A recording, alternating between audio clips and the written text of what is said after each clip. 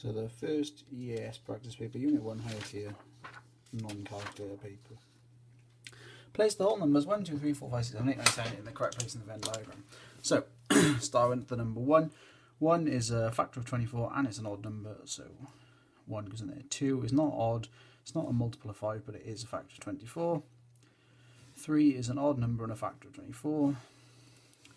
4 is just a factor of 24.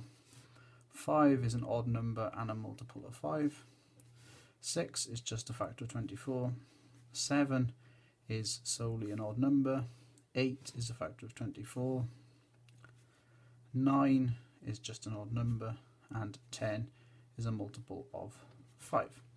A whole number is selected at random. Find the probability of an odd number. So there are 1, 2, 3, 4, 5 odd numbers out of the 10. An odd number that is a factor of 24. We have 2 in that section, which you could cancel to 1 over 5, but is not necessary. Not a multiple of 5 and not a factor of 24. So it can't be in this circle and it can't be in this circle. So we have 2 out of 10 again, which again is the same as 1 over 5. The bearing of a ship is measured from 2 locations. The ship is on a bearing of 40 from Malfrey and on a bearing of 335 from Hoylake. So from Malfrey, put the protractor on here. Remember, with bearings we always measure from the north line and we always measure clockwise. So we're on a bearing of 40 from here. So 40 would be there, and we would just join that line up, and it doesn't matter how far we extend it at the moment. Now it's impossible to measure 335 clockwise from here, so if we turn the protractor the other way and measure back, because there is 360 the whole way around, if we go 25 back, that is the same as going 335 forward, and the position of the ship is obviously then where those 2 lines cross. Write down the bearing of the ship from Douglas. So the easiest way to do this is join up the bearing of the ship to the town of Douglas, and then place the protractor at Douglas, and then reading it clockwise around the scale, we find that it comes to about 113 degrees. So 10 people chose brand A. So by 10 people choosing brand A, we know that 10 people is worth 60 degrees, and then we can obviously use that fact to find other pieces of information. 30 people chose brand C, so 30 people would be worth 180 degrees. So if I was to draw a straight line across here, I could say that 180 degrees, and that is section C. That leaves the final section to be section D, and we know that 180 plus 60 plus 90, which will be section A, B and C added together. 14 plus 9 is 23. So we are left knowing that section D is worth 30 degrees. So if we know 30 degrees, if 60 degrees is 10 people, 30 degrees will be 5 people. So Miriam has saved £280, her weekly wage is £300, each week she saves 35% of her wage to go on holiday. Will she be able to pay for it in time to get the reduction? This question is the QWC, so you do have to set your answer out in an organised way, and you have to explain what you are doing. So Miriam has £280, 35% of weekly wage is equal to £105 if you find 35% of £300. So after 4 weeks, that will be £420. So in total, we have 420 plus 280, in total £700 saved. 20% reduction, so we need to find, so cost of holiday,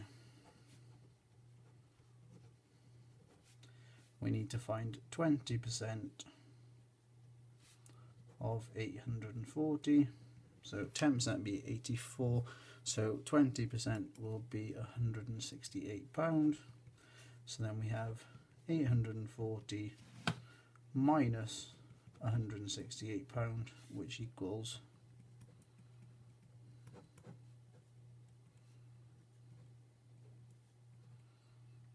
£672. So yes, she can afford the holiday, as she has £700 and it costs £672. So a grouped frequency diagram. So to draw a group frequency diagram, we are just going to plot a bar chart of the number of pupils against the time. On this scale, we can work out that if 10 squares are worth 4, then 1 square is worth 0.4. So 19, this is 18, 18.4, 18.8. So 19 is halfway between those two lines. Make sure when you are drawing a group frequency diagram in your exam, you do it with a sharp pencil and a ruler, because that's the only way you'll be able to show your lines are clearly halfway between these small squares. So 10 will be in the middle of that section, and then we need 5, which will be again a 2.5 square increase from 4,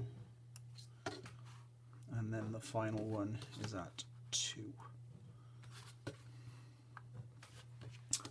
So the next part of this question is asking you to find estimated mean.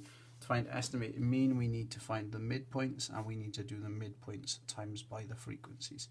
So the midpoint of 0 to 5 is 2.5, 7.5 for this one, 12.5, 17.5 and 22.5.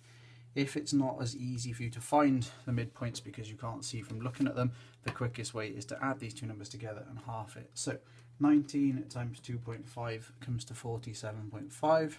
17 times 7.5 is 127.5. 10 times 12.5 is 125. And 5 times 17.5 is 87.5. And 2 times 22.5 is 45. You need to find a total of that column, and you also need to find a total of your frequencies. So the frequencies total is 53, and if you add these up, you find that you get